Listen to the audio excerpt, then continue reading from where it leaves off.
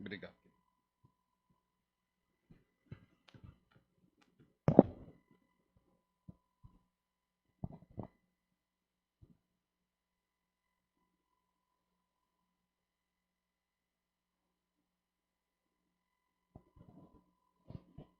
Bom dia, igreja.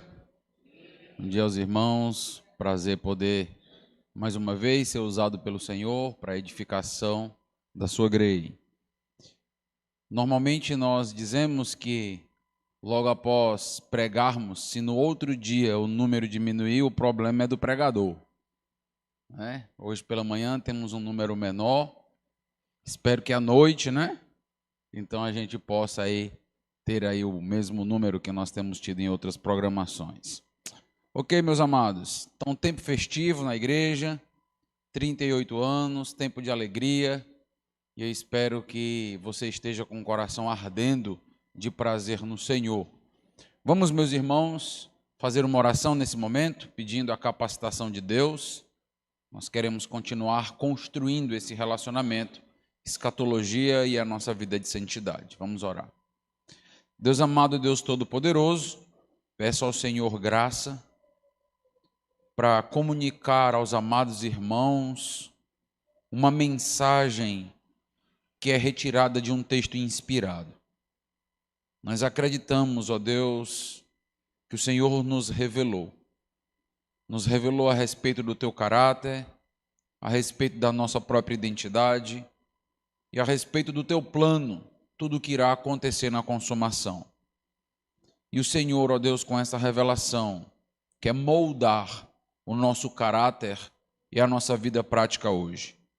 Suplicamos ao Senhor que sejamos enriquecidos, desafiados e que após esse estudo possamos juntos estar, ó Deus, ainda mais íntimos com o Senhor em nome de Jesus. Amém. Então vamos fazer uma rápida recapitulação a respeito do que nós estudamos. Nas últimas duas mensagens estivemos ouvindo a respeito de como a escatologia nos aperfeiçoa em vários aspectos. Nós estivemos falando a respeito de uma vida de santificação que possui vários elementos. Dentre esses elementos, nós temos a nossa adoração diária. E a escatologia, ela depura a nossa adoração. Ela nos permite lembrar quem nós estamos adorando e como nós devemos adorar, porque a nossa adoração ela é proporcional ao nosso Deus. Por isso que nós não adoramos a Deus de qualquer maneira, de qualquer forma.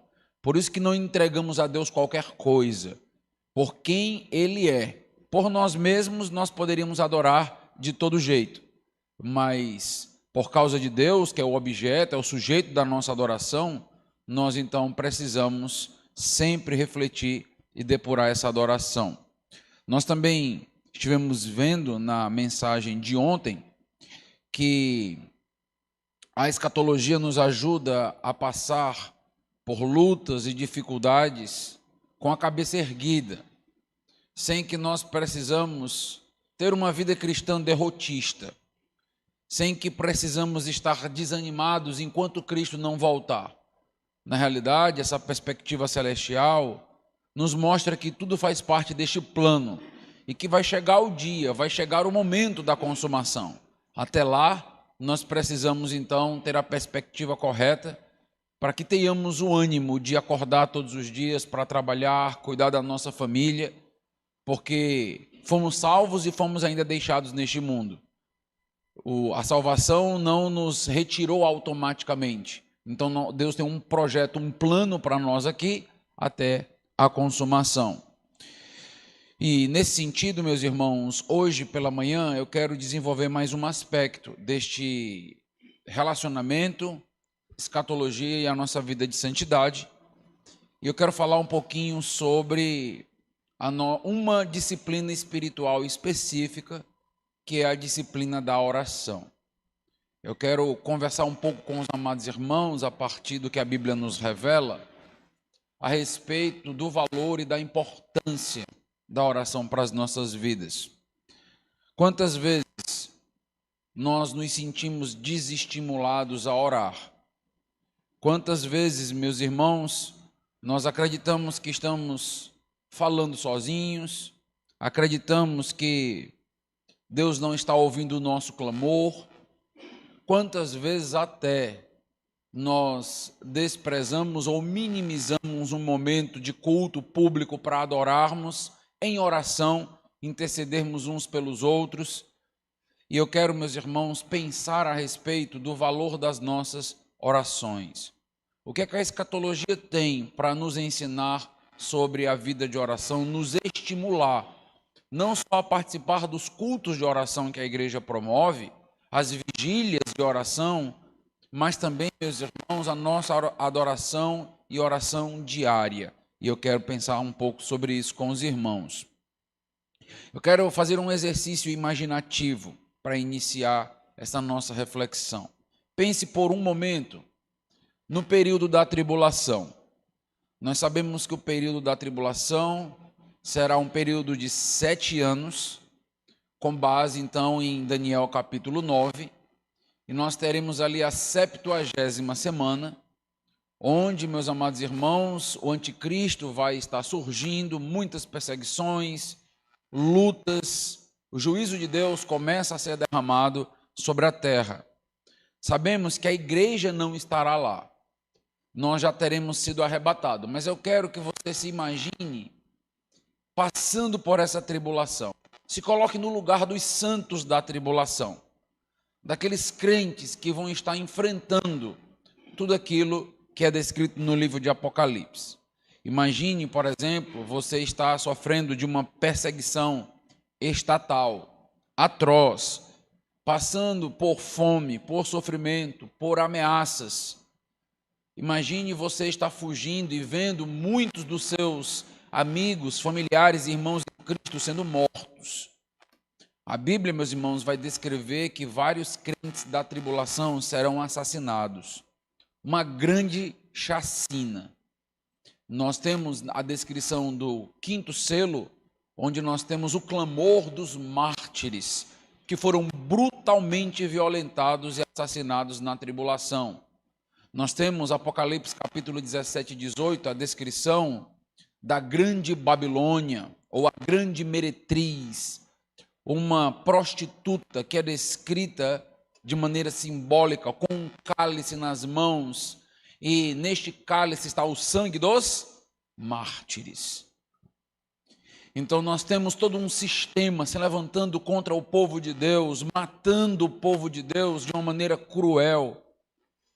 Nós podemos até lembrar que os nossos próprios dias não são dias tão fáceis. Nós não sofremos uma perseguição estatal no país, pelo menos até agora, até o momento, mas quando nós somos informados, por exemplo, da igreja perseguida, missões portas abertas, nós vemos quantos cristãos têm sido violentados durante todo o mundo, ou por todo o mundo, sangue sendo derramado e grande brutalidade e crueldade. Então se imagine por um momento passando por tudo isso. Agora pense como seria a sua vida de oração. Pense você na tribulação, o anticristo usando todo o seu poder, toda a máquina do Estado e do governo, para poder nos encontrar, nos ferir, nos perseguir. Como será que seria a nossa vida de oração?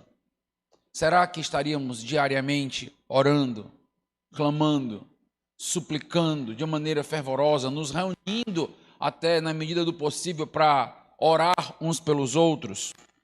Como será, meus irmãos, que nos sentiríamos em uma perseguição como essa? Pense nos santos da tribulação, como eles se sentirão? E é neste contexto que nós temos o Apocalipse descrevendo a oração dos irmãos da tribulação, daqueles santos ali, como de grande valor. É nesse contexto onde Deus vai trazer um consolo e um conforto aos corações, dizendo que aquelas orações são valiosas. E mais uma vez, ao perceber a descrição das orações na escatologia, nós precisamos moldar a nossa prática da oração nos nossos dias. Quero convidar os irmãos para ler apenas a primeira parte de Apocalipse 8. Nós já estivemos lendo todo o capítulo.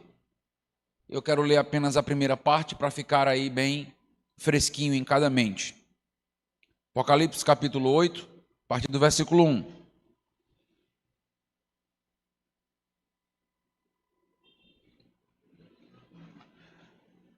Apocalipse capítulo 8, verso 1. Diz assim a palavra do nosso Deus. Irmãos, podem ficar de pé, por gentileza? Apocalipse capítulo 8, versículo de número 1. Quando o Cordeiro abriu o 7º selo, houve silêncio no céu, há cerca de meia hora, ou cerca de meia hora. Então vi os 7 anjos que se acham em pé diante de Deus, e lhes foram dadas 7 trombetas. Veio outro anjo, e ficou de pé junto ao altar, com um incensário de ouro, e foi-lhe dado muito incenso para oferecê-lo com as orações de todos os santos, sobre o altar de ouro que se acha diante do trono. E da mão do anjo subiu à presença de Deus a fumaça do incenso com a oração dos santos. Podem sentar, meus irmãos.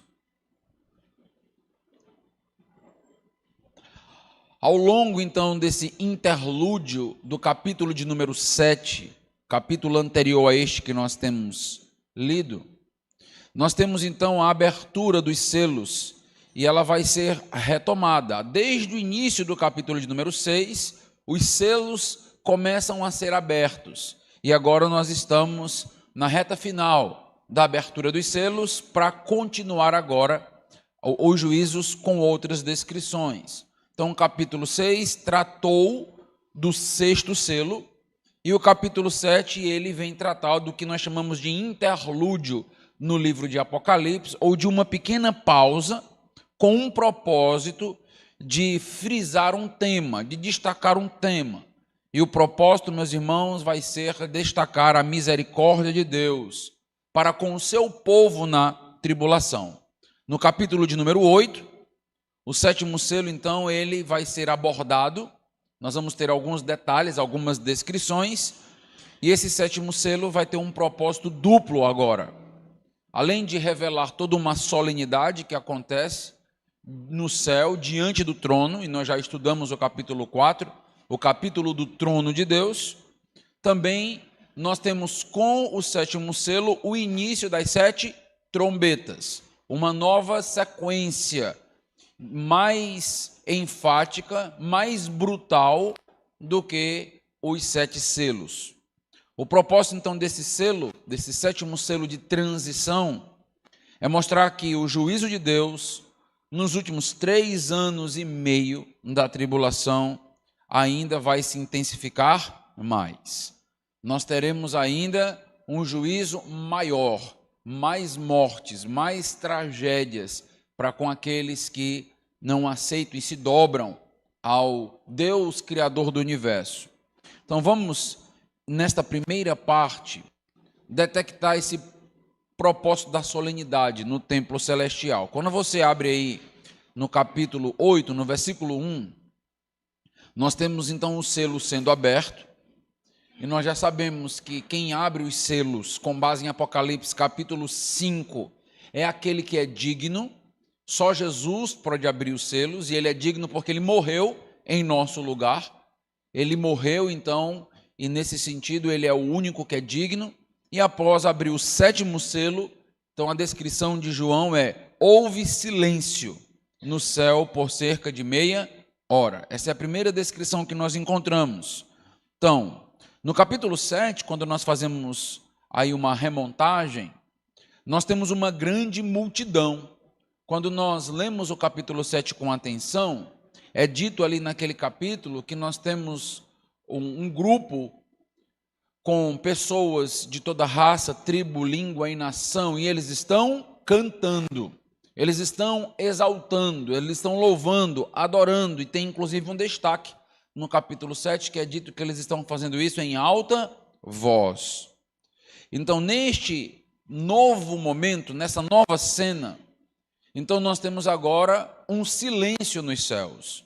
Então há, meus irmãos, um descompasso entre o capítulo 7 e o que está acontecendo e o capítulo 8, na descrição agora deste silêncio.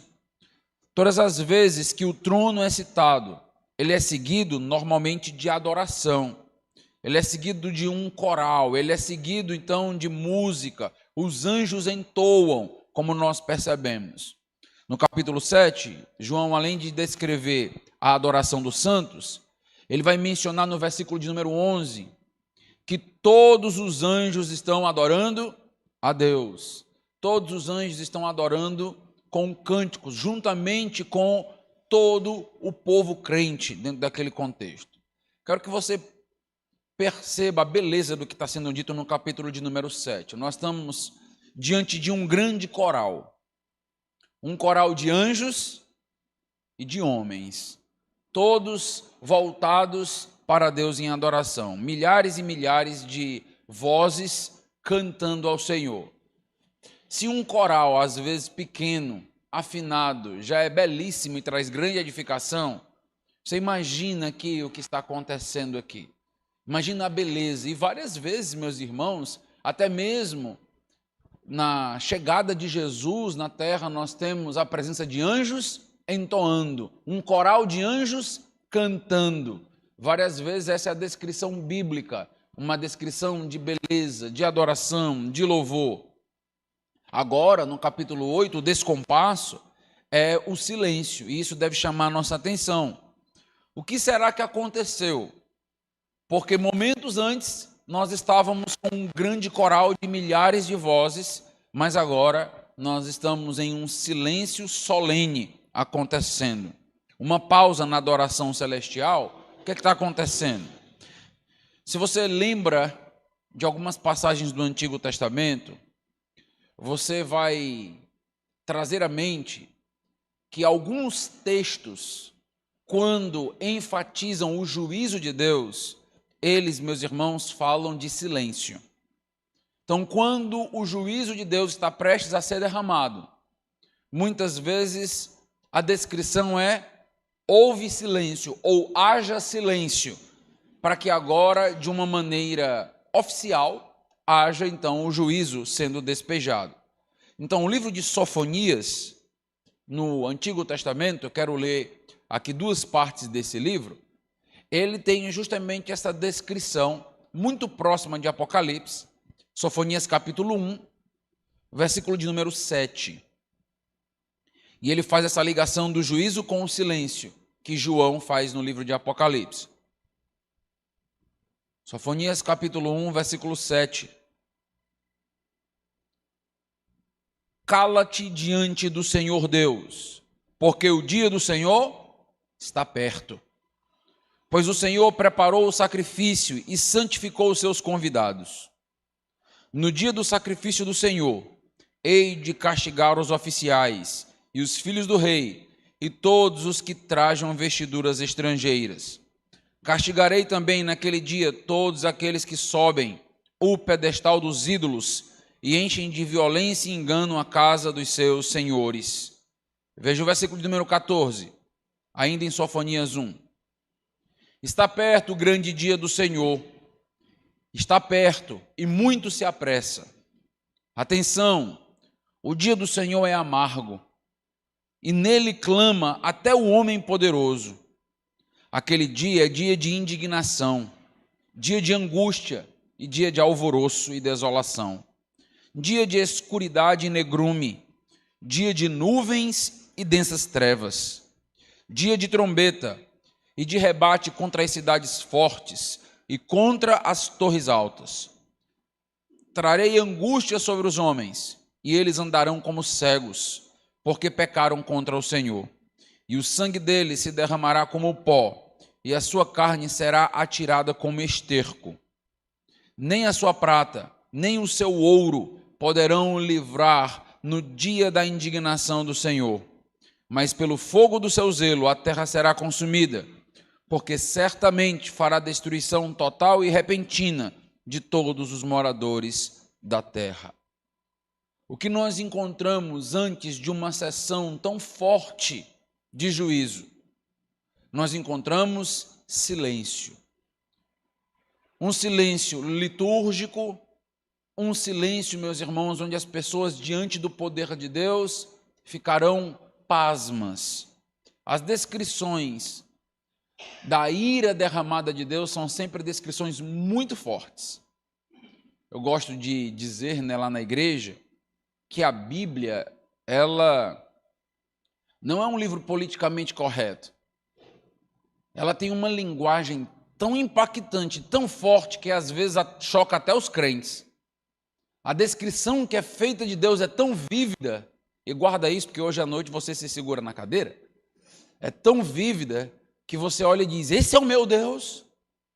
Eu pensei que eu adorava um outro Deus, e nessa perspectiva cultural, de um Deus vovozinho, de um Deus que é descrito apenas com palavras sempre muito singelas, até afeminadas muitas vezes, nós olhamos para o Deus da Bíblia, o Deus Todo-Poderoso, e até os crentes têm se chocado com a descrição.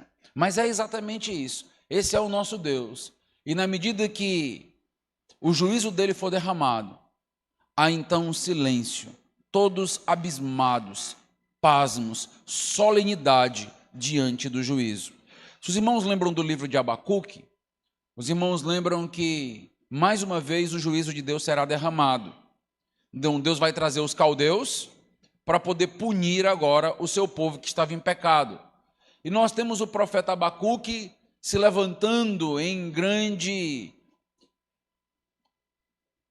conversa, diálogo, nós chamamos de maneira técnica de um lamento de Abacuque, diante de tudo aquilo que Deus está por fazer.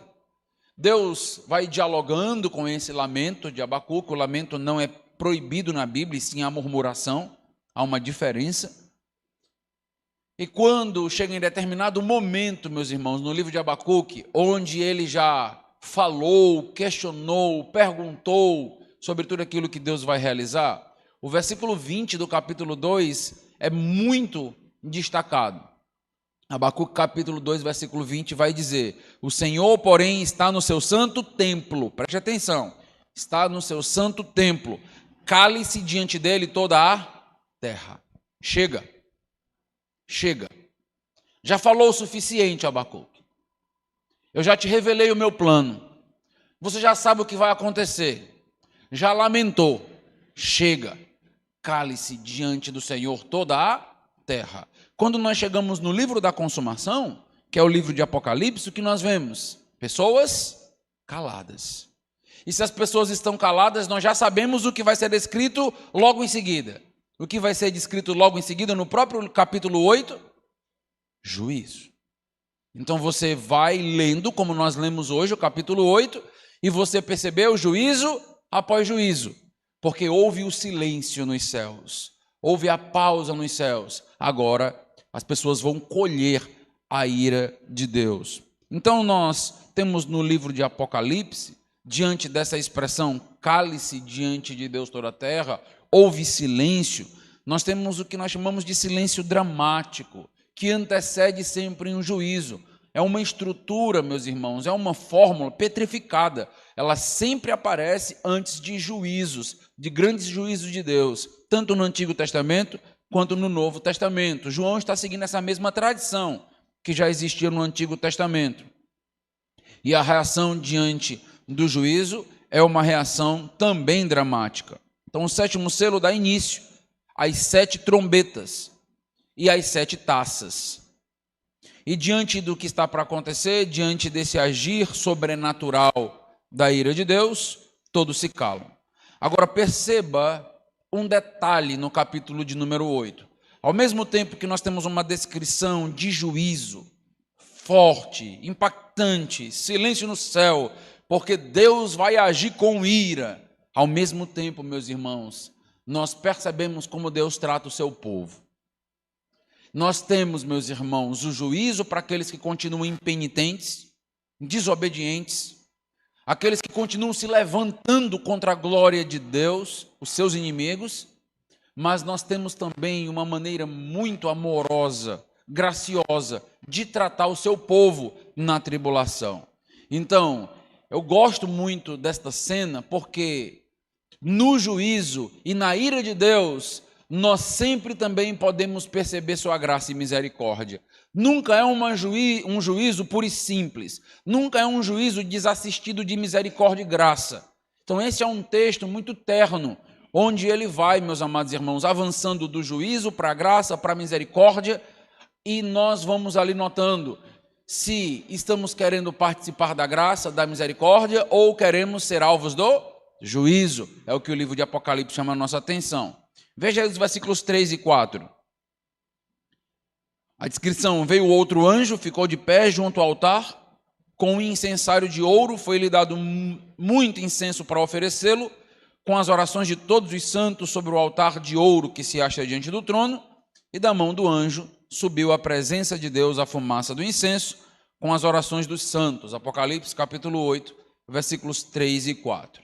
Primeiro aspecto que eu quero notar com os amados irmãos nessa sessão, aspecto de graça, aspecto incentivador para o povo de Deus, meus amados irmãos, que a nossa oração é agradável aos ouvidos de Deus.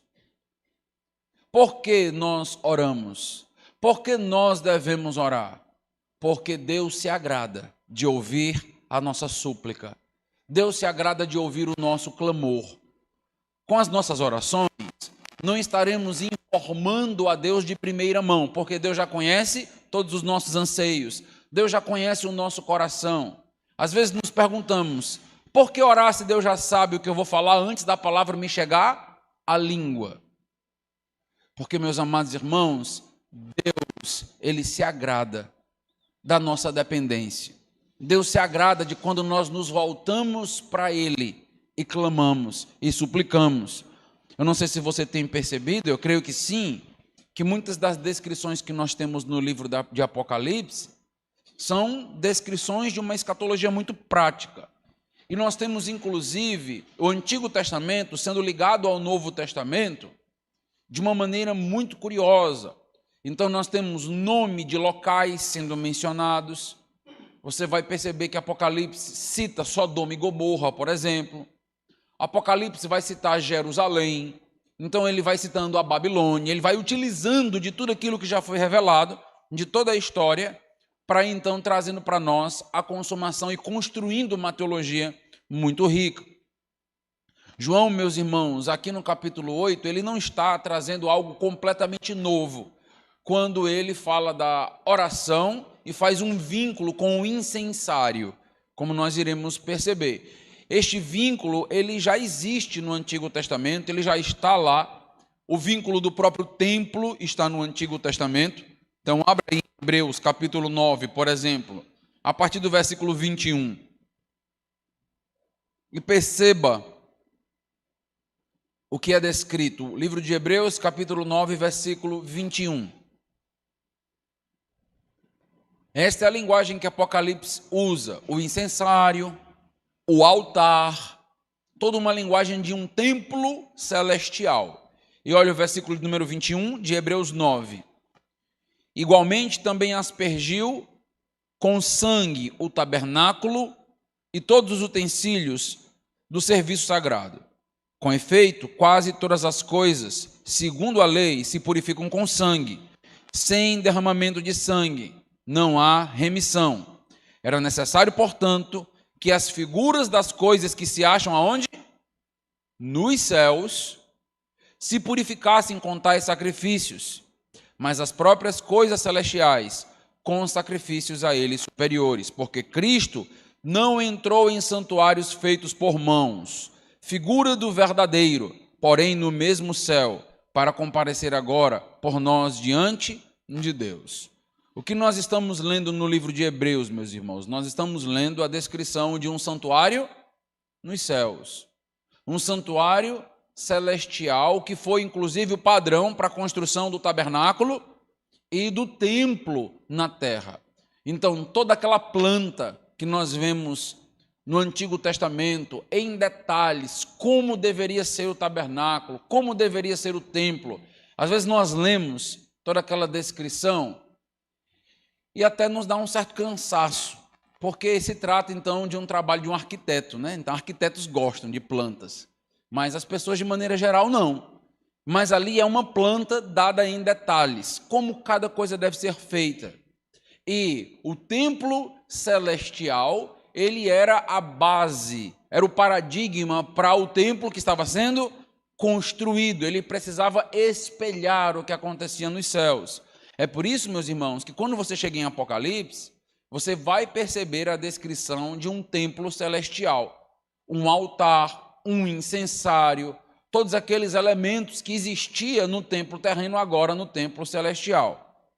Isto não significa que não haverá um templo no milênio.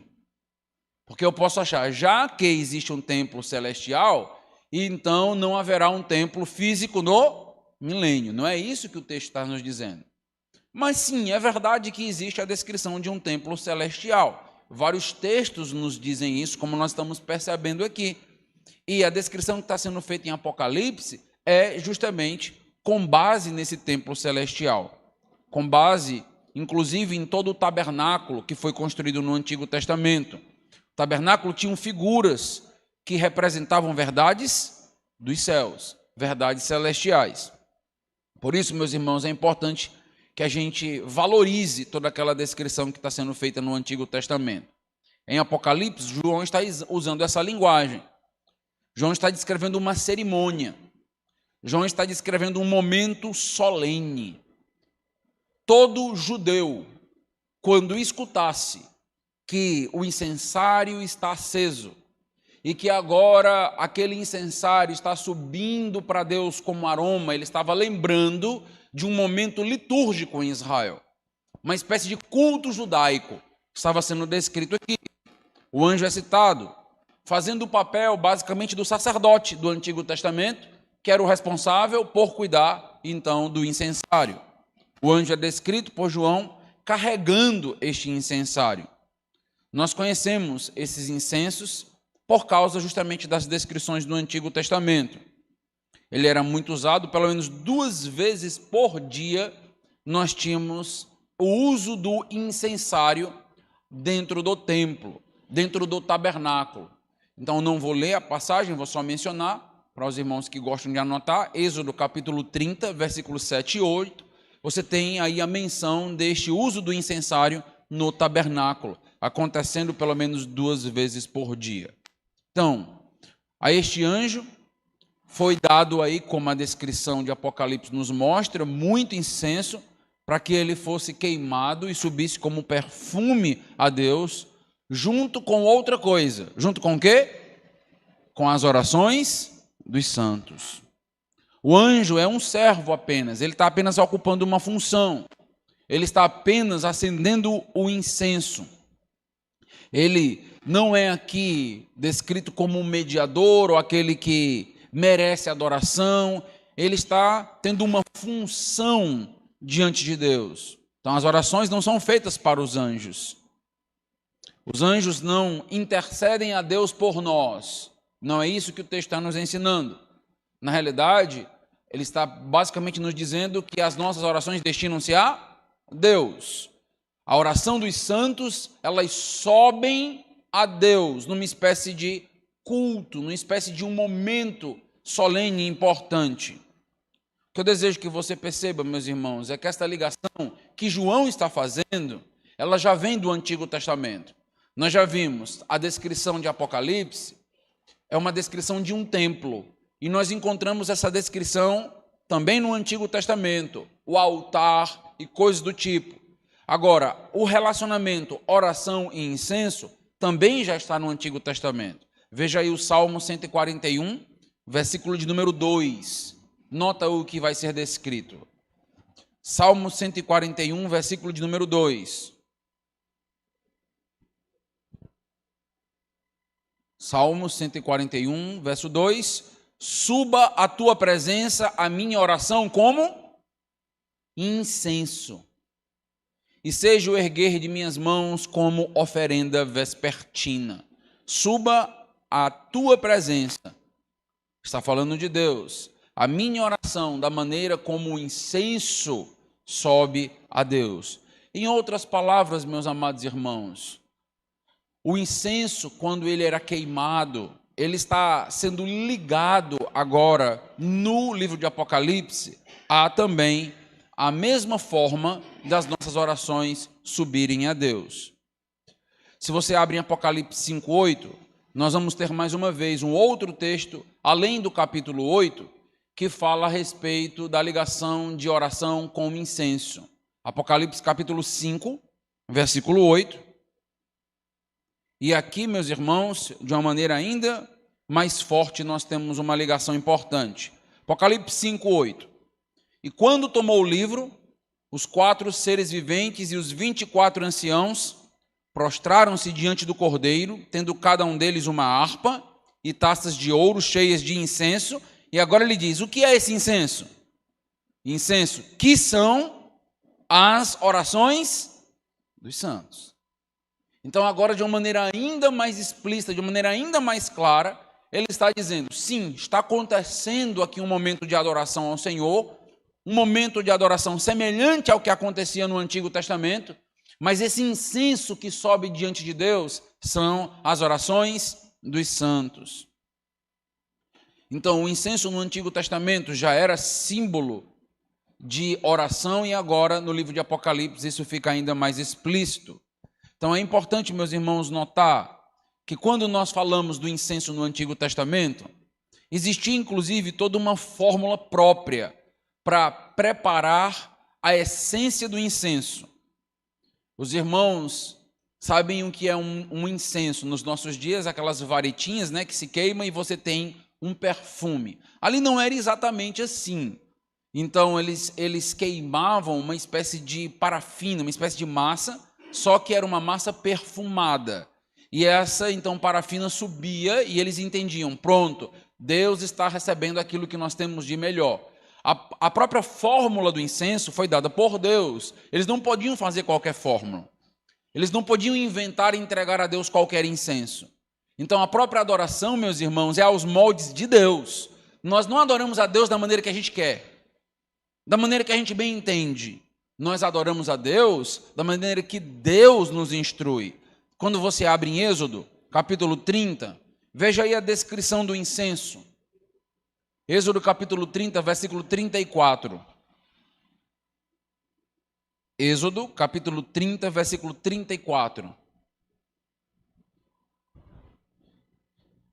Disse mais o Senhor a Moisés, Êxodo 30, versículo 34. Toma substâncias odoríferas, estoraque, ônica e gálbano, estes aromatas com incenso puro, cada um de igual peso.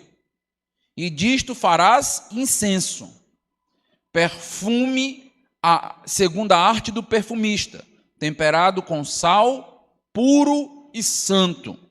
Uma parte dele reduzirás a pó e o porás diante do testemunho na tenda da congregação, onde me avistarei contigo. Será para vós outros santíssimo. Porém, o incenso que fareis segundo a composição deste, não fareis para vós mesmos. Santo será para o Senhor. Quem fizer tal como este para o cheirar, será eliminado do seu povo. Percebe o que está sendo dito aqui? A grandeza do que está sendo dito?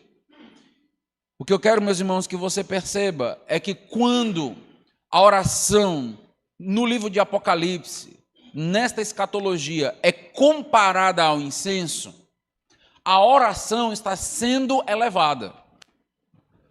Nós estamos recebendo uma perspectiva correta, uma percepção adequada a respeito das nossas orações. Como nós vemos a oração? Apenas como poucas palavras soltas ao vento? Como você enxerga a sua oração? Nós precisamos enxergar a nossa oração como Deus enxerga.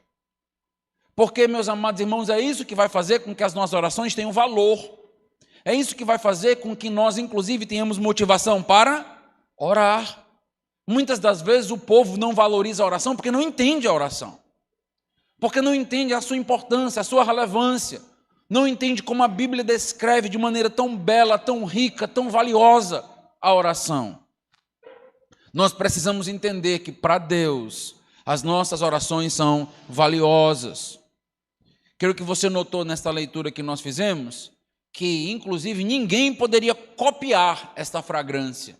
Era santa, era separada, era exclusiva para Deus. E aqui mais um apontamento de que as nossas orações são exclusivas para Deus. Assim como o incenso era separado diretamente e somente para Deus.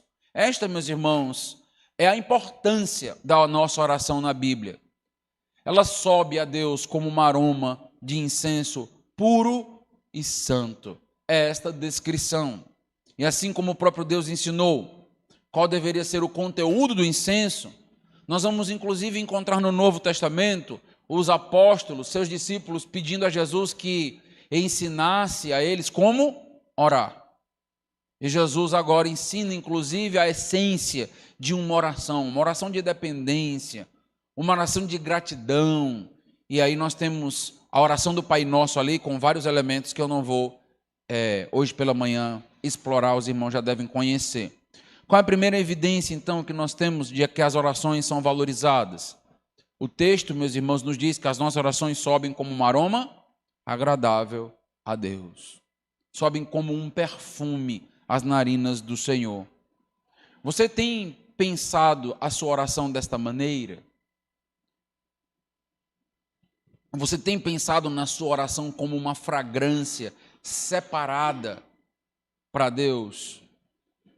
Uma fragrância que Deus se agrada, uma fragrância que Deus deseja experimentar, advinda dos nossos lábios. Nós precisamos repensar a nossa vida de oração. Nós precisamos ter uma vida mais consagrada de oração. Simplesmente por um fator: Deus se agrada de nos ouvir. Deus quer te ouvir.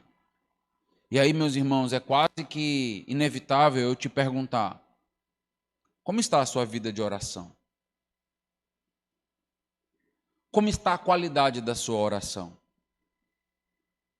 Como está o perfume da sua oração? Quanto tempo você tem se dedicado à oração ao Senhor? Você não precisa passar 3, 4, 5 horas, como era o caso muitas das vezes dos puritanos, né? Usamos esses exemplos. Mas, meus amados irmãos, nós precisamos orar constantemente. Orar sem cessar. Ter uma vida onde as nossas palavras, como um aroma, está subindo o tempo inteiro, constantemente, diante do nosso Senhor. Eu temo, meus irmãos, que muito da falta de temor a Deus, espiritualidade, santidade da parte do povo de Deus, seja negligência com algo tão importante: a oração. Muitas vezes nós, batistas regulares, somos muito ávidos por conhecimento, e amém por ele. Tudo que nós estamos fazendo aqui é base no conhecimento. Nós valorizamos a oração por causa da base do conhecimento, mas nós temos que ter cuidado, porque muitas das vezes o que parece é que a oração é coisa de pentecostal. Quem ora? Os pentecostais. Eu não sei aqui, mas lá tem inclusive um negócio de subir no monte, aqui tem também?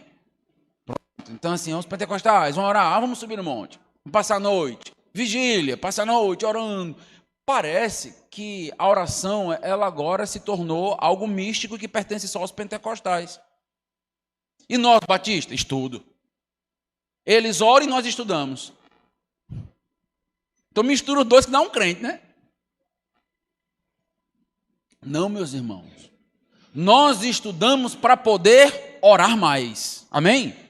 É isso. Nós entendemos, nós compreendemos o valor da oração à medida que nós estudamos escatologia.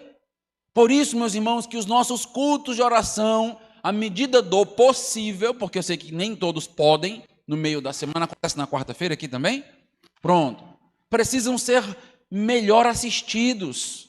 Precisamos orar uns pelos outros. Deus se agrada de uma igreja que ora. Ah, pastor, eu gosto de escatologia. Ora? Não, você não gosta de escatologia.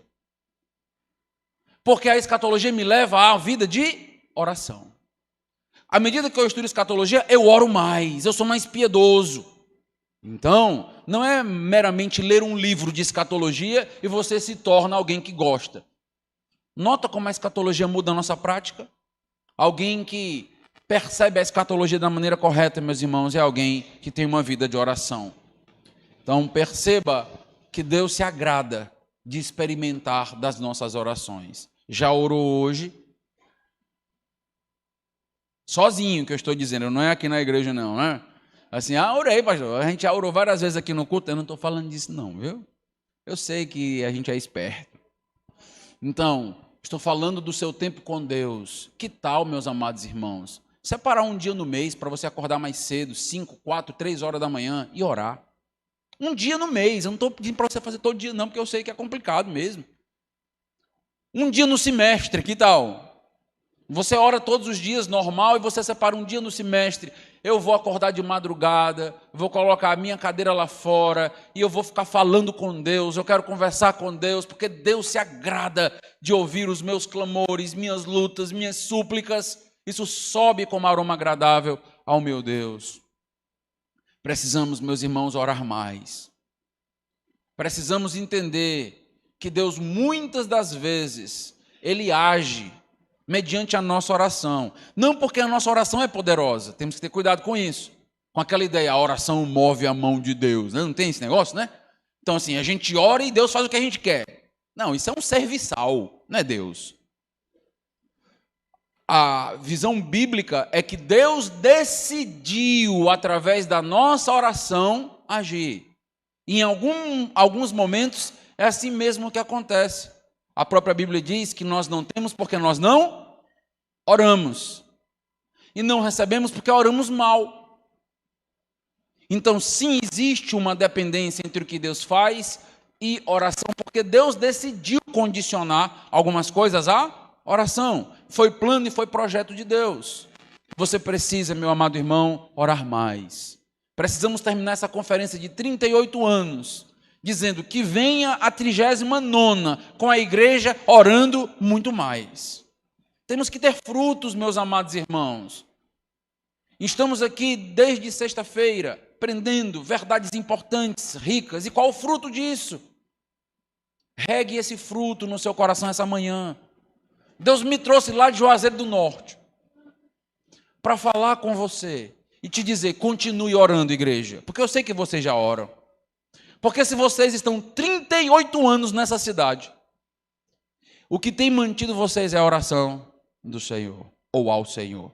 É Deus que tem mantido vocês para que a gente não se divida, para que a gente não haja de maneira egoísta, para que a igreja quebre.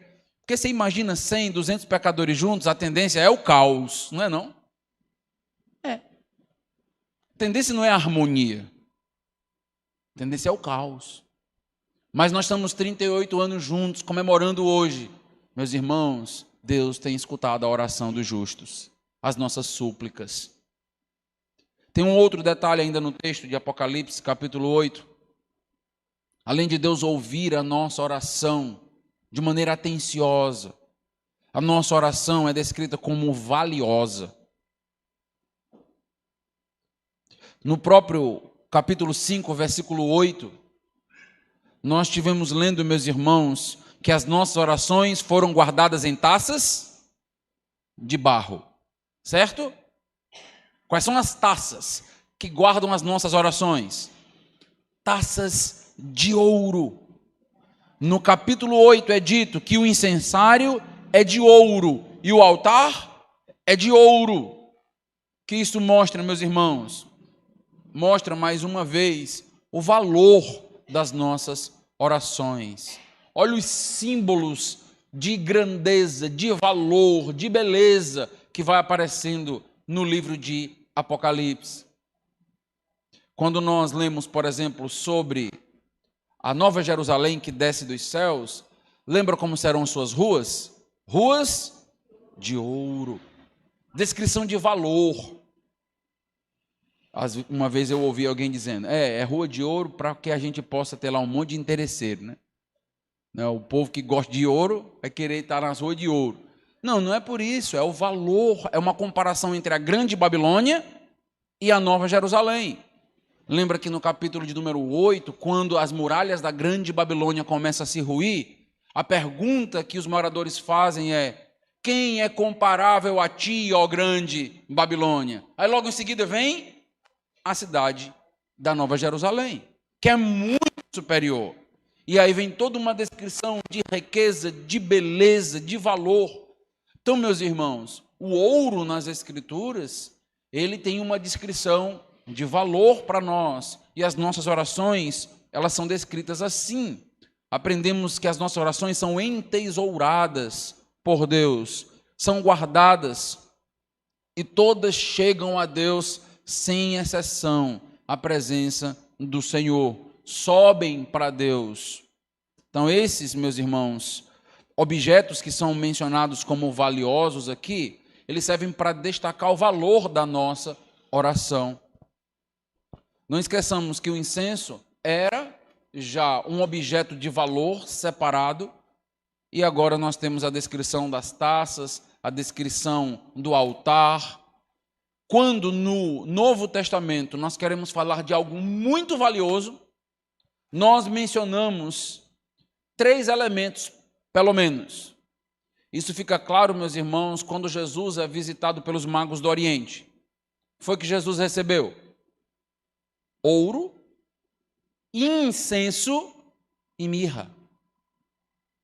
Nós estamos falando, meus irmãos, de algo de extrema preciosidade, algo custoso, algo caro, algo que inclusive eram presentes dados aos reis. É isso que nós estamos falando. As orações não podem ser vistas por nós como algo qualquer, como algo sem valor.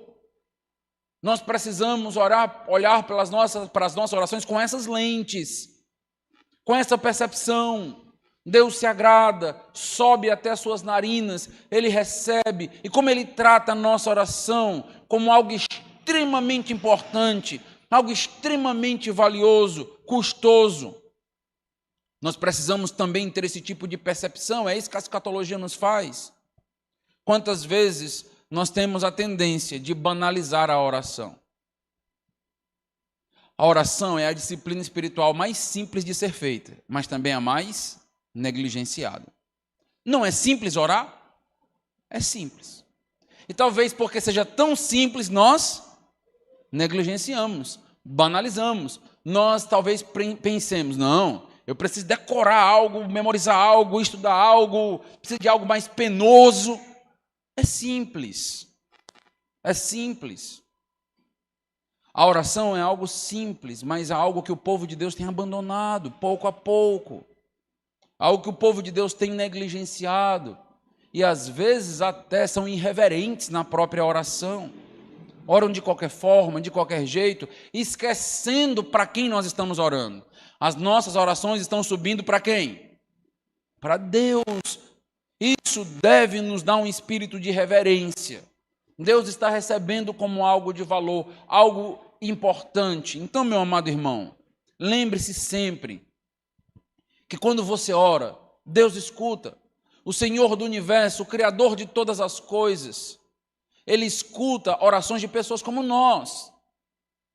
As nossas orações não são dignas de chegarem ao altar do Senhor, mas Deus trata como algo de valor, Deus trata como algo importante.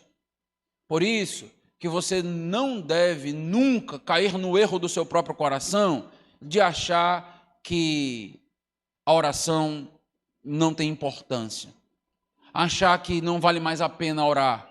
Eu estou orando há 10 anos, 15 anos, 20 anos pelos meus familiares. Eles não entregaram ainda sua vida a Cristo, meu marido, minha esposa, meus filhos, meus pais. Então eu vou parar de orar. Não pare. A sua oração sobe a Deus como incenso e ela é colocada numa taça de ouro, expressando o seu valor por Deus. Não pare de orar. Continue falando com Deus. Quando o teu coração quiser te enganar, dizendo, olha, Deus não está te ouvindo, isso não é bíblico, isso não é verdade. Quando parecer que Deus tem ouvidos surdos diante das nossas súplicas, que nós não estamos falando com ninguém, isto é a mentira e o engano do nosso coração e de Satanás. Deus está ouvindo as nossas orações com atenção. Isso não significa que Ele é refém delas, que Ele precisa realizar e fazer exatamente aquilo que nós pedimos, porque Deus faz aquilo que é melhor para nós. E nem sempre nós sabemos o que é melhor para nós, não é verdade? e Deus sabe.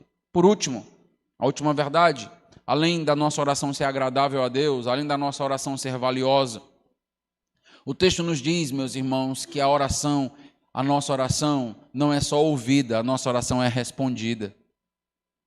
Se nós tivéssemos um Deus apenas que nos escuta com atenção, já seria uma bênção, não é? Porque quantas vezes nós queremos a atenção de alguém e não temos? Mas não é só isso. Deus responde às nossas orações. Se você olha aí no versículos 5 e 6 de Apocalipse 8, e o anjo tomou o incensário, encheu-o do fogo do altar e atirou à terra. Houve trovões, vozes, relâmpagos e terremoto. Então os 7 anjos que tinham as 7 trombetas prepararam-se para tocar. Mesmo que você possa perceber que o incensário aqui serviu para queimar o incenso e as orações, agora, meus irmãos, é esse mesmo incensário que é utilizado para receber as brasas do juízo. É o mesmo altar. Encheu-se do fogo do altar e atirou à terra. O quê? O incensário. Será que você consegue, então, lembrar do clamor do 5º selo? Os mártires estão fazendo o quê?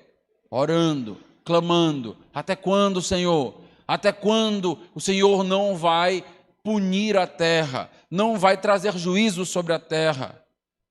O que nós estamos encontrando logo, meus irmãos, após todo esse clamor, diante disso, é que houve trovões, vozes, relâmpagos, terremoto.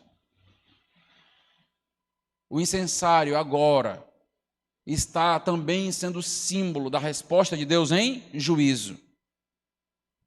O juízo vai vir. Finalmente a justiça plena, total, completa irá acontecer. Para entendermos as nossas orações, nós precisamos, o valor delas, nós precisamos entender que Deus, Ele atende às nossas orações, mesmo sem nós merecermos.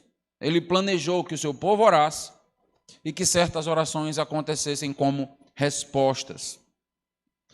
Nesse sentido, meus irmãos, o próprio clamor por justiça, o próprio juízo dos ímpios é o clamor dos santos, entende? São os santos que estão clamando. Até quando, Senhor? Nós não aguentamos mais. São aqueles, meus irmãos, que foram violentados, assassinados, foram aqueles que se depararam com um governo estatal forte, poderoso, e que parecia estar acabando com todo o povo da tribulação. Eles estão clamando: Senhor, nós queremos o momento da justiça, nós queremos que o Senhor venha. Não, meus irmãos, porque nós queremos meramente vingança. Nós queremos que todos sejam salvos. Mas clamar pela justiça do Senhor é algo bíblico. Clamar, meus irmãos, que a justiça do Senhor se manifeste é algo bíblico. Ela se manifestou em Jesus, na morte, na cruz, mas muitos não aceitam.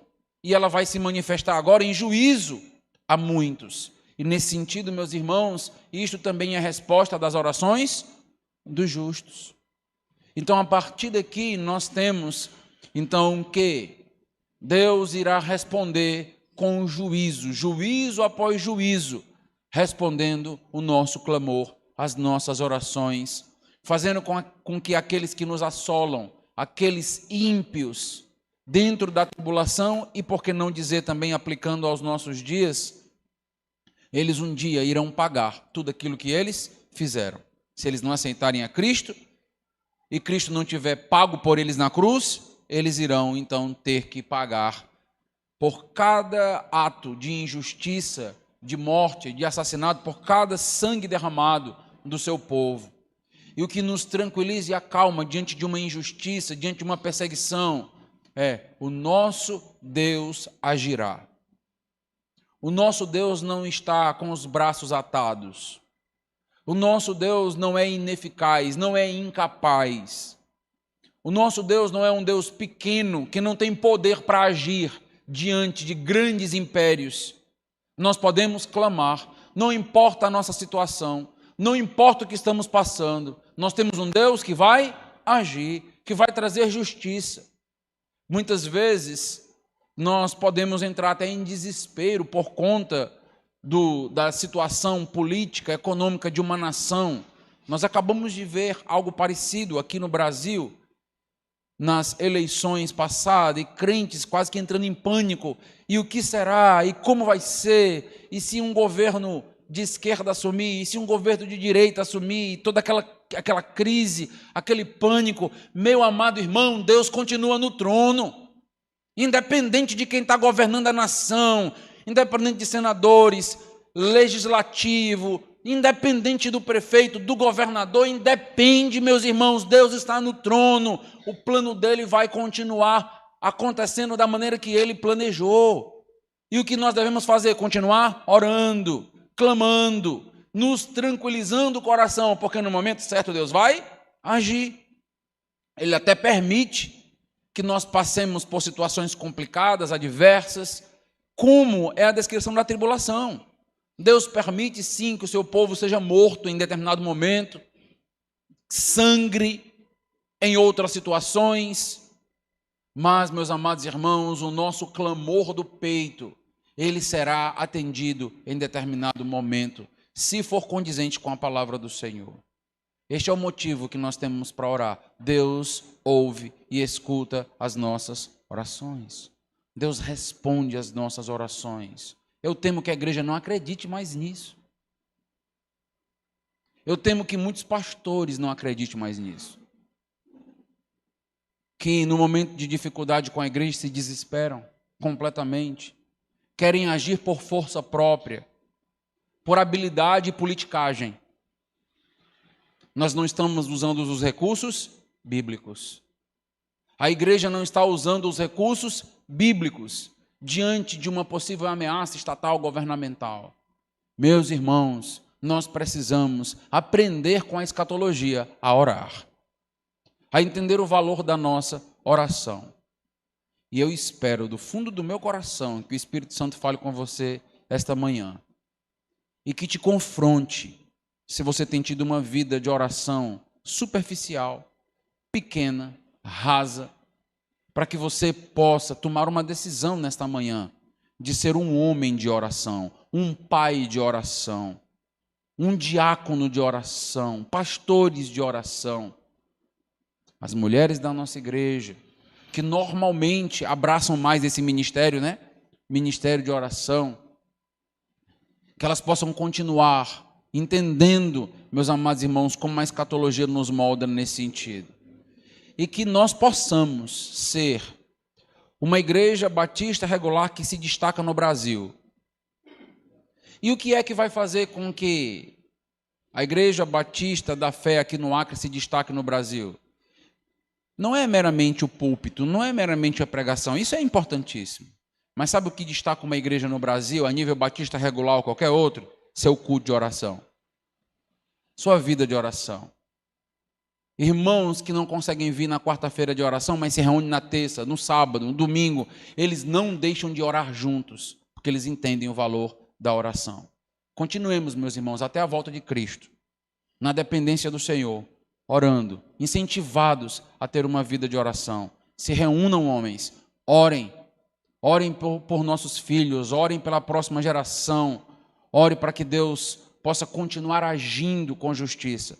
E saiba que as suas orações são ouvidas, valorizadas por Deus e muito preciosas diante do altar do Senhor. Amém? Vamos orar. Deus amado,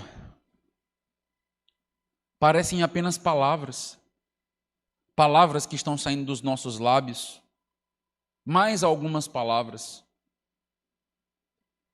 Mas como é importante, Senhor, entender que conversar contigo nunca será resumido apenas a palavras.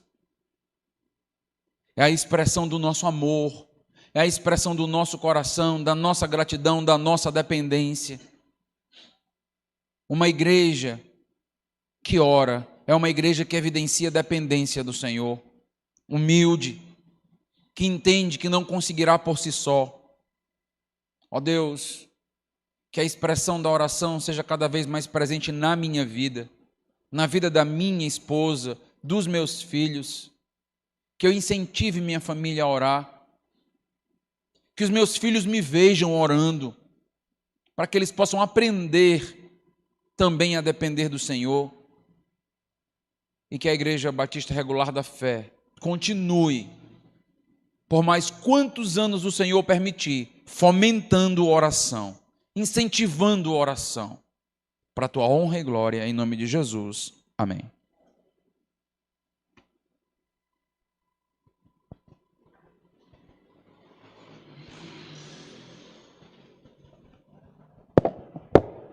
Meus irmãos, bom dia. Vou pedir ao pastor Carlos que permaneça aqui um pouquinho.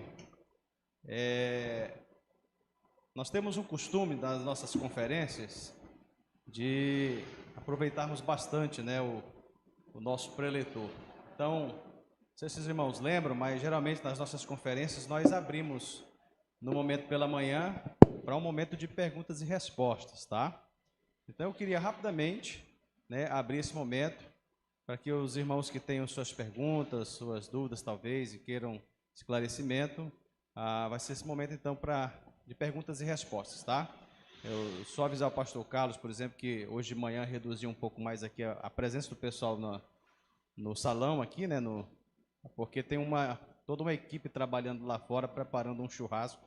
Aí hoje de manhã a gente tem uma noção de como é que é funcionar o templo, né? O pessoal ministrando lá e a carne queimando lá. Então já está chegando aqui o cheiro ali, os irmãos estão preparando um almoço aí muito especial para todos nós. Coisa boa. Tá?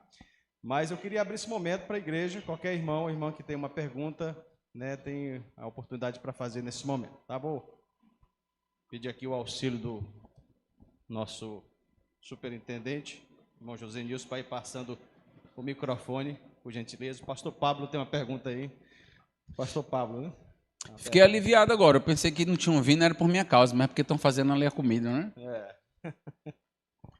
Pastor, bom dia. Bom dia. Na verdade, são duas perguntas bem objetivas, bem sucintas. Algumas igrejas nossas temos aqui no Acre a prática não sei se algumas, vou falar da onde eu vim, da Boas Novas, e onde eu estou agora, lá em Acrelândia. Fazer uma semana de oração, né? A Boas Novas nós fazíamos durante a noite, no mesmo horário que é no culto da quarta-feira. Só que em Acrelândia eu estou fazendo de 6 horas da manhã até 6h45, por conta que alguns irmãos trabalham 7 horas da manhã. Mas aí fui indagado por uma pessoa falando que parece pentecostal, e eu tenho muito preocupação e a forma de ser que durante a noite nós fazemos um culto mesmo, a pregação e tal, mas durante a manhã, na semana de oração, é bem sucinto, a gente cantamos um hino e logo já pedimos os agradecimentos e as petições. Qual é a sua visão a essa semana de oração? O senhor acha que é correto, o poder, como se diz, acrescentar alguma coisa que possa verdadeiramente estar subindo com um aroma suave ao Senhor? E a segunda pergunta, concernente aos incrédulos. Algumas pessoas questionam que as orações deles não passam nem da cabeça. Qual é a sua resposta para isso? Pronto, então, boas perguntas. Eu diria, para a primeira que foi colocada, eu diria, meus irmãos, que aquilo que é bíblico precisa ser fomentado e praticado em uma igreja, independente de outros grupos fazerem ou não. Então, porque o pentecostal ora, eu não vou orar? Porque vai parecer, eu vou fazer uma reunião de oração, mas o grupo pentecostal faz, logo eu vou me parecer com um pentecostal. Ele é que está parecendo com um crente. Ele é que está cada vez mais próximos daquilo que a Bíblia revela. Então, às vezes, a gente tem, acho que, muito receio e temor de fazer o que é bíblico. A Bíblia nos diz que nós devemos orar, sim ou não? Sim. Atos capítulo 2, versículo 42, logo após a conversão dos 3.000 lá, na pregação de Pedro, o que nós entendemos? E eles perseveravam na doutrina dos apóstolos, no partir do pão, na comunhão e na oração. Eles oravam diariamente. Eles estavam reunidos diariamente. Então, a gente não tem que ter receio e medo disso. Então, uma semana de oração, se o propósito for fomentar a oração na igreja, fazer com que os irmãos orem mais, fazer com que os irmãos estejam juntos em clamor, eu acho isso uma grande bênção, uma grande bênção. Então, a gente não pode transformar aquela semana na semana mística do ano. Pronto, aquela é a semana de santidade da igreja. Não. Todos os dias para nós são dias separados, são dias santos. E a gente usa, por exemplo, uma semana dessa para fomentar. Vamos, meus irmãos, vamos orar juntos, é importante esse clamor. E eu entendo que isso aí é de grande valia. Tem algumas igrejas nossas que os irmãos decidiram sozinhos, fica aqui a dica, decidiram sozinhos chegar antes do culto. Então isso não foi algo que a própria igreja estabeleceu como oficial. Irmãos decidiram chegar antes do culto para meia hora antes da pregação os irmãos estarem orando pelo culto, orando pelo pastor. São os irmãos que estão fazendo isso. Isso é uma prática boa? O que é que você acha? Fantástica, meus irmãos. Fantástica. Senhor, converte os visitantes, usa o pastor, não deixa o pastor falar heresia, ajuda ele na interpretação, na comunicação. Então, são práticas assim que foram usadas na história da igreja. Então, Charles Spurgeon dizia que existiam grupos orando por ele antes da pregação e, em algumas situações, até enquanto ele pregava. Então, isso é de suma importância e valor. Então, eu diria, estamos dentro, é isso mesmo. As igrejas precisam fomentar isso. Em relação aos incrédulos, eu diria que, da mesma maneira que nós temos textos onde Deus abomina a oração do incrédulo, nós temos Cornélio, por exemplo. Então, se Deus está trabalhando na vida de um incrédulo, então, se você tem a providência de Deus ali, e Deus deseja convertê-lo, como aconteceu, por exemplo, com Cornélio, as orações de Cornélio estavam sendo ouvidas. Então, eu diria que não dá para dizer nem sim, nem não, depende. Depende do plano de Deus. Então, o que eu diria para um incrédulo? Você lembra, pastor, eu posso orar ou não devo orar? Eu disse, ore, clame de todo o seu coração, seja honesto diante de Deus, se derrame, se coloque diante de Deus. Deus vai ouvir você, provavelmente é uma providência dele já na sua vida. Provavelmente Deus já está te guiando para a conversão. Faz isso. Então eu diria que não dá para proibir incrédulos de orar. O que a gente não quer é santificar a oração de incrédulos, acreditando que incrédulos com uma vida completamente depravada, eles podem chegar num culto, estar orando e que aquilo ali é algo maravilhoso. Não, não é. Então isso é uma vida hipócrita, é uma vida sem Deus, não estão interessados realmente em Deus e coisas desse tipo. Então eu diria, em alguns momentos, alguns incrédulos são ouvidos e em outros momentos não. Vai depender muito do coração nesse sentido aí. Muito bem, alguém mais gostaria de fazer alguma pergunta? Uma Lídia? E só fazendo uma observação, quando eu disse que os pentecostais eles estão mais próximos dos crentes, não é que todo pentecostal é descrente, não. Tenho vários amigos que são pentecostais e são crentes. Então, foi só uma forma de fazer uma brincadeirinha, né? Pastor, é referente à pregação de ontem. O senhor disse que a nossa alegria sempre será defeituosa aqui, Isso. ontem à noite. O que o senhor tem a dizer a respeito de alegria e contentamento? Para o senhor é a mesma coisa ou são coisas diferentes? Pronto. Então, eu faço uma diferença a respeito disso. E lembre-se que, quando a gente fala de contentamento, contentamento é um aprendizado. Paulo vai nos instruir, aprendi a viver contente. É um processo aí em nossa vida. Então, é um processo, inclusive, lento e árduo, de viver contente aqui com as coisas mínimas da vida. E acredito que, inclusive, a idade vai nos ajudando nesse processo. Quando nós somos jovens demais, nós temos muita sede, muitos sonhos. Nós caímos facilmente no conto de fada marxista, vamos mudar o mundo, vamos revolucionar. Então, você chega numa universidade, né, os professores dizem, pronto, agora aqui nós vamos acabar com o oprimido, vamos derrubar o burguês. Aí a gente olha para aquilo e diz, é isso mesmo, vamos lá lutar, vamos fazer greve e a coisa desse tipo. Pronto. Então, um sonho que é colocado no coração de muitos jovens, porque isso não é ruim, mas faz parte da idade. Quando os anos vão passando, nós vamos nos contentando com menos. Nós entendemos, nós vamos nos desapegando deste mundo. Não é que o nosso padrão de contentamento diminui, mas é que o objeto do contentamento diminui. Então, nós não temos mais tantos sonhos e planos aqui. Então, nós vamos aprendendo a viver contente em toda e qualquer situação. Nós entendemos que o que tem de mais valioso é Deus mesmo e que passar por dificuldades aqui. Então, o culto à saúde. Então, enquanto nós somos muito jovens, então é academia, é musculação, é creatina, é isso aí. Então, assim, foco, né? Foco no corpo, foco na saúde. Vão passando os anos e você vê que por mais que você faça academia, por mais que você só coma folhas, você vai perceber que o corpo vai definhar do mesmo jeito. E as coisas vão acontecendo na sua vida e que você não pode colocar toda a sua alegria no corpo. Você vai perceber isso. Então a gente vai se contentando mais e mais com Deus. Então eu diria, o contentamento é isso. E quando a gente fala da alegria, por exemplo, a alegria fruto do Espírito, eu diria que é essa capacitação que Deus nos dá de ser alegre em situações adversas. Ele vai nos capacitando nesse sentido, é uma capacitação do alto, não é uma alegria meramente momentânea.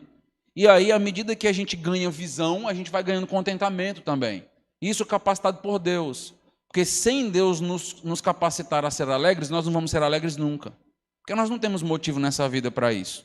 A não ser que a gente se jogue na bebida, nas drogas, e aí vamos ter contentamento temporário. Então Deus nos capacita a sermos pessoas alegres, nesse sentido, uma alegria bem serena, mas verdadeira, e à medida que o tempo vai passando em nossa vida, essa alegria vai se efetivando cada vez mais no lugar certo, em Deus, e vai nos surgindo e nascendo um contentamento no nosso coração. A gente vai percebendo que nós não conseguiremos viver sem pecado aqui na terra, nós não vamos ter uma esposa que não tem pecado, um marido que não tem pecado, filhos perfeitos. E nós vamos olhando para tudo isso e vamos dizendo, o que é que eu faço? Eu me revolto ou eu me contento? E você se contenta com o plano de Deus, fazendo o seu melhor para Deus, e assim a gente vai aprendendo a viver contente. Então é um aprendizado árduo, que demora anos. Eu diria até que é um aprendizado de um crente maduro. Contentamento é coisa de crente maduro. Dificilmente você vai ver um novo convertido saindo daquela fase da paixão, ou um crente com poucos anos de vida cristã contente. Então, assim, Paulo vai nos dizer isso já no decorrer da sua caminhada. Aprendi, passei por várias etapas. Então demora um pouquinho, mas a gente chega lá. Essa é a nossa esperança. Tudo bem, irmãos, uma última pergunta.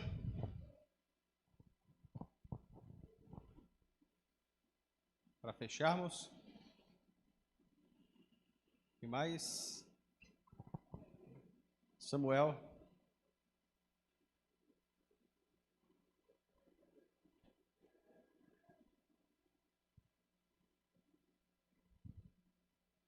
Bom dia, igreja. Bom dia. Sobre a vida de oração, pastor, a gente percebe que essa imagem que João coloca da oração está ali no incensário feito de ouro, de que as nossas orações são comparadas ao incenso, que aquele incenso era único. Isso também infere na vida que nós temos de apresentar perante essa oração e como que nós podemos nos policiar para não só apresentar orações em pedidos de perdão de pecados ou sempre estar contritos nas orações, mas ter conteúdo real do que falar com Deus? Ok, excelente pergunta. Eu acho que essa foi a mesma pergunta que os apóstolos fizeram a Jesus, né? Senhor, nos ensina a orar. Mesma linha, né? Então, você está quase um apóstolo na igreja, né? Então, eu diria basicamente o seguinte, meus irmãos, que nós precisamos ir lendo as Escrituras, percebendo como Jesus orou. Então, você precisa ler Mateus capítulo 6 e prestar atenção nos aspectos da oração de Jesus. João 17, como Jesus orou na oração sacerdotal, como outros grandes servos de Deus oraram. E nós vamos perceber determinadas marcas. Por exemplo, na oração do Pai Nosso, então começa, Pai Nosso que estás nos céus, só para dar um exemplo. Então, o que nós aprendemos com isso? Nós aprendemos que devemos tratar a Deus na nossa oração com intimidade, com proximidade, porque Ele é o nosso Abba, Ele é o nosso paizinho. Então, o nosso relacionamento com Deus não deve ser um relacionamento frio, distante. Ah, Deus é aquele que está sentado no trono. Logo, o meu relacionamento com Ele tem que ser um relacionamento bem longe. Não, Ele é o nosso Pai. Ele é a figura, por exemplo, do pai na parábola do filho pródigo. Como é que ele nos recebe? Correndo ao nosso encontro, de braços abertos. Então, Romanos diz que nós não somos mais escravos, mas agora somos filhos. Então, toda essa figura nos traz essa ideia de ternura, de que ele nos recebe como pai, e que nós devemos conversar com ele como um pai, não com fórmulas. É assim que a gente conversa com o nosso pai? Cheio de fórmula. Não, a gente abre o coração, a gente diz, pai, estou precisando de uma ajuda, pai, estou passando por isso, e a gente conversa sem que a gente tenha que memorizar fórmulas, não é isso, a gente abre o nosso coração e pede ajuda. Então, nesse sentido é pai, mas ao mesmo tempo, ele é um pai que é nosso, ele não é só meu, ele é um pai da igreja, um pai de todos os crentes, ele é nosso pai, e nós já começamos a pensar, opa, então se ele é nosso pai, então nesse sentido, faz todo sentido falar de uma oração comunitária, uma oração dos filhos de Deus e não apenas minha. Se você avança no próprio texto, Pai nosso que estás no céu, é meu pai, mas ao mesmo tempo ele está no céu e eu na terra. Eu trato ele também de uma maneira reverente. É meu pai, mas eu não trato de qualquer jeito, nem o meu pai na terra, muito menos o meu pai que está nos céus. Tem uma diferença ontológica entre eu e Deus. E dizer que ele está nos céus, nos posicionando na terra, já marca que nós somos diferentes de Deus, concorda? Então, nesse sentido, a gente vai aprendendo. Então, é o Pai Nosso que estás no céu, santificado seja o teu nome. O que é isso? Isso é adoração. Então, na nossa oração, cabe adoração a Deus? O que é que você acha? Sim, exaltar seus atributos, conversar com Deus dizendo, seja exaltado, Senhor, seja engrandecido pela salvação que nos deu, o Senhor é bom, o Senhor é poderoso, o Senhor é grandioso, o Senhor providenciou justificação, então que o Senhor receba toda esta glória. Então cabe nesse sentido adoração, gratidão, aí também entra o aspecto da confissão. Então são vários elementos que cabem dentro de uma oração. A gente aprende a orar com a Bíblia. Então, alguém que acabou de se converter já sabe orar? Às vezes a gente já quer que a pessoa ore, né? Acabou de se converter. Não, ele vai aprender, é um processo. Vai aprender lendo a Bíblia, vendo como outros crentes maduros oram, lendo as Escrituras, vendo como Jesus fazia. Ele apenas aprendeu que ele deve abrir o coração dele, mas os elementos da oração, isso também é maturidade teológica. Ou seja, quanto mais teologia eu tenho, quanto mais escatologia eu tenho, melhor fica a minha oração. Obrigado, pastor Carlos.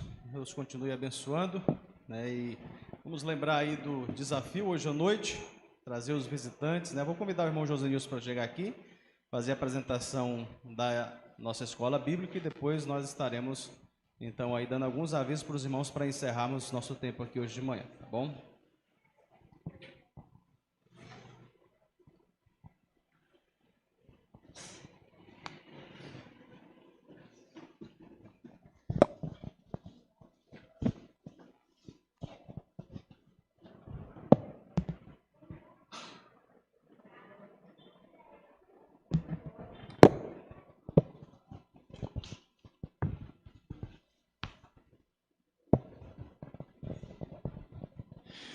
Muito bem, irmãos. Temos aqui o relatório da Escola Bíblica. Hoje, domingo, 5 de março de 2023. Somos 126 matriculados. Tivemos 91 presentes. Tivemos ausente de 33. 15 visitantes. E um total de 106 presentes. E ainda 67 Bíblias, né?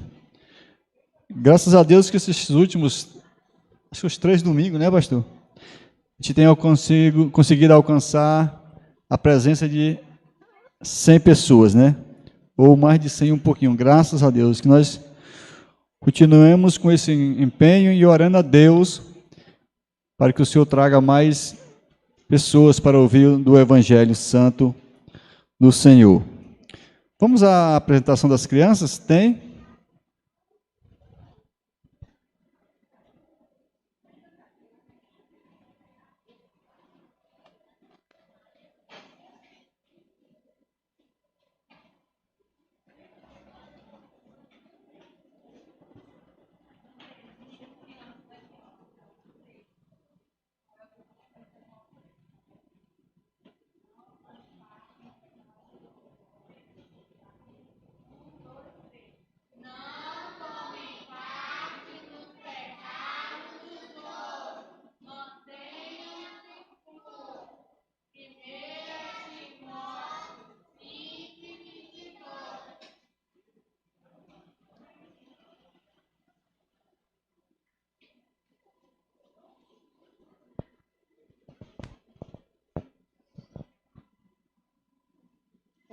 2, 3. Vamos lá. O Senhor cuidar de mim.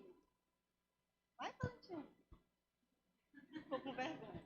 O Senhor cuida de mim. Salmos 40, 17. Amém. É difícil, mas graças a Deus. Os irmãos têm apresentação? Fique à vontade.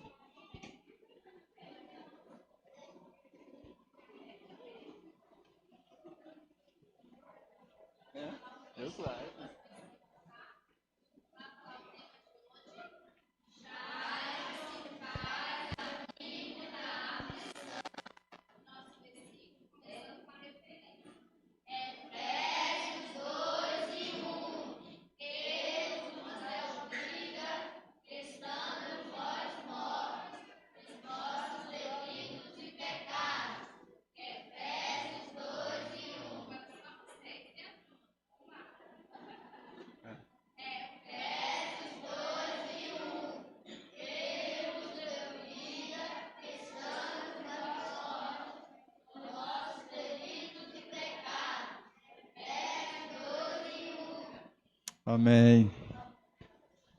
Tem apresentação, irmãs? Irmã Lídia? É?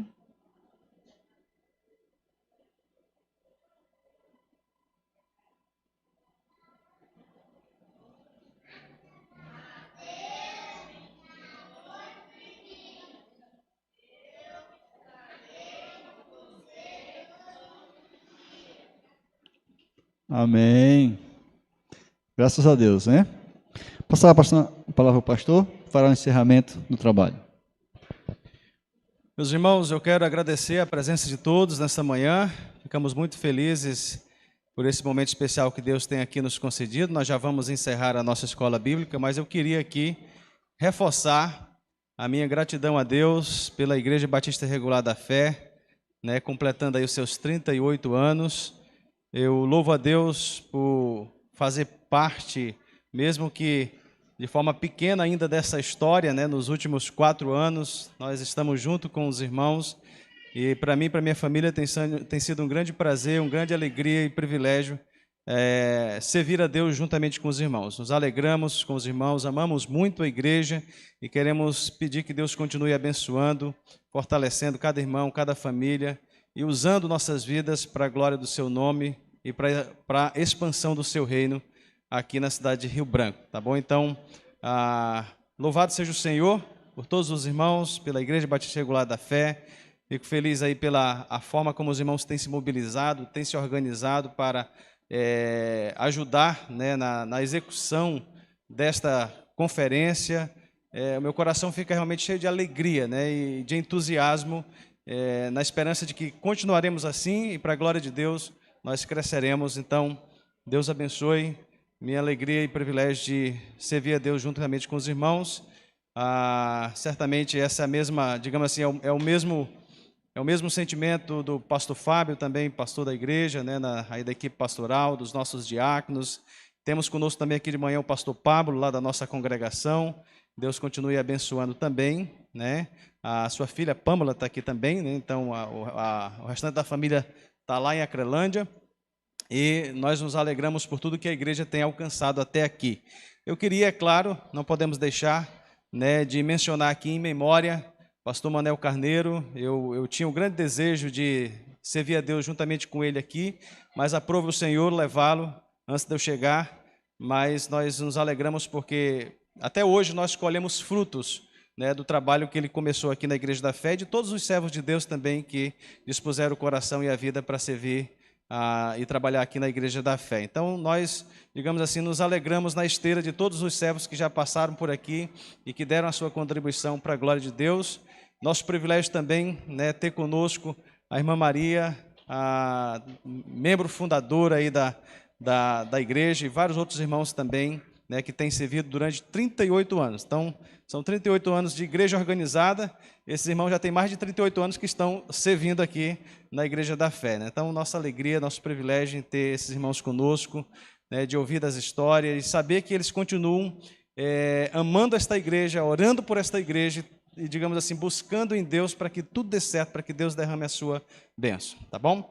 Então, eu queria dizer aos irmãos o seguinte, vamos lembrar de convidar outras pessoas para estarem conosco hoje à noite, convide um parente, um amigo, um vizinho, né? Não deixe de convidar, e nós queríamos também à noite fazer uma foto aí oficial para ficar para a história. Então, todos os membros, todos os congregados, todos os irmãos, né, por gentileza, chegue à noite, porque nós vamos juntar aqui, não vai ter espaço, né?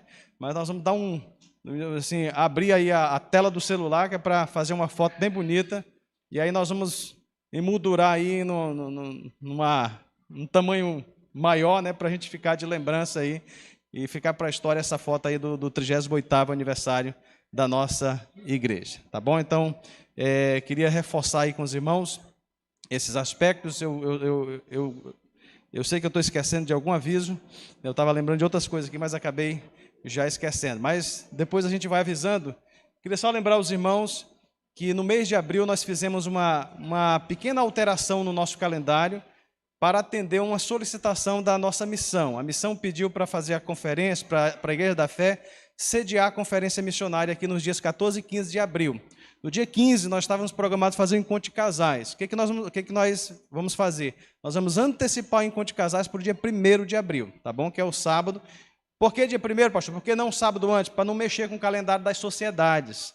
Porque no sábado anterior e no sábado posterior tem sociedade masculina e feminina, nós não queremos mexer no calendário das sociedades. O sábado que está livre é o sábado dia 1º, então a gente volta e aí a gente não causa um rebuliço maior no calendário, tá bom? Então, só para os irmãos lembrarem aí, entenderem, dia 1º, nosso encontro de casais, tá certo? E se eu estiver esquecendo de algum aviso, me ajudem. Alguma coisa que eu estou esquecendo? Não, né? Todos estão convidados a permanecerem conosco, a almoçarmos juntos aqui hoje, né, ao lado dos irmãos da equipe, eles estão preparando um churrasco ali, um momento especial, então todos estão convidados para permanecerem conosco aí e termos esse tempo de comunhão aí juntos, estendido. Eu queria também aqui mencionar aqui a presença da família do irmão Raimson, né? O irmão Raimson que está ali, precisou se mudar, está morando ali no ramal do Espinhara, na estrada para Sena Madureira, mas hoje de manhã está aqui conosco, ele está ali já botando em prática, né, as suas habilidades como cozinheiro, né, e ajudando também ali na carne, a irmã Simoni e o Cauã, né, o Cauê está aqui conosco, então nos alegramos aí pela presença da família também, todos os amados que estão nos visitando hoje de manhã, Deus abençoe a vida de todos vocês, tá bom? Vamos orar, eu vou convidar a equipe de música a chegar aqui, os irmãos, para finalizarmos com um louvor. Nós vamos orar e depois nós teremos esse cântico. Durante o cântico, os irmãos também terão oportunidade de contribuir com seus dízimos e ofertas, tá bom? Então, a escola bíblica normal aí vamos manter esse momento também de ofertório. Os irmãos fiquem à vontade para contribuir com seus dízimos e ofertas nesse momento, tá bom?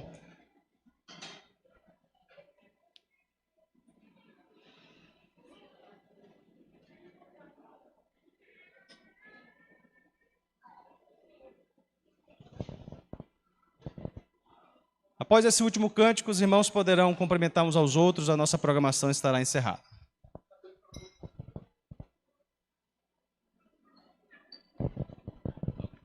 Obrigado.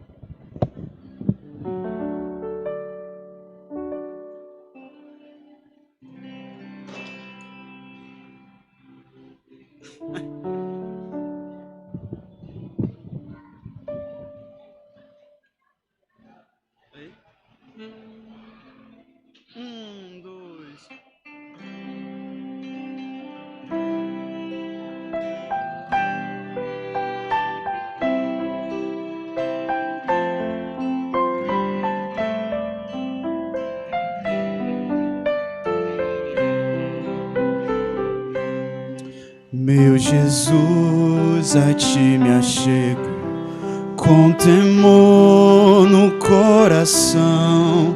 És o meu maior anseio, Rei da minha salvação. Pai, a ti eu agradeço por tão infinito amor que recebe com carinho esse pobre pecador. boa é tua vontade de um onisciente Deus, que meus planos sempre estejam conectados com os teus. Ó, perdoa os meus pecados, venha me disciplinar, que a pureza de tua glória venha em mim habitar. Santo e majestoso Deus, exaltado é Senhor, coroado sobre a terra, em tua glória e esplendor. Teu é todo o domínio, toda honra e poder, pelos séculos dos séculos. Amém. Sejas tu meu pensamento ao dormir e ao acordar, dá-me sede da palavra, sempre nela meditar. Faz de mim, pequeno Cristo, digno de ser filho teu, anunciando as boas obras, salvação que vem de Deus.